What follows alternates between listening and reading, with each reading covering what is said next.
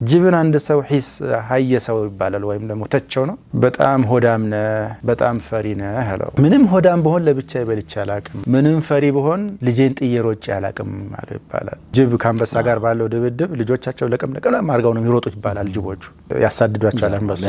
እዚህ ያንን ጊዜ ጅብ ልጁን ጥሎ አይሸሽም ልጁን ይዞ ነው የሚሮጥ ምንም ቢሆን ጥንብ ሲያገኝ ጅብ ጮሆ ተጣርቶ ነው የሚባላው እንስሳት እንኳን እንዲሚተባበሩና ከራስ ወዳድነት ነፃ የሆኑበት ተጨባጭ ባለ አንዳንድ ጊዜ ሰው ከእንስሳ በላይ ወርደው በጣም ስግብግብና ራስ ወዳድ ሆኖ ያለ ብዙ ትርፍ ነገር ይያላቸው ሳያካፍሉ ሳያጋሩ ደሞ ጨርሰው ላይ በሉት ነገር እድሜ ያልቃል አንዳንድ ሀብት እኮ ጨርሰው አበላው ካንተ እድሜ 3 4 ጄኔሬሽን ራሱ በልቶ ማይጨርሰው ንብረት ይኖራል የማካፈል ባህሪን ስናበረታታ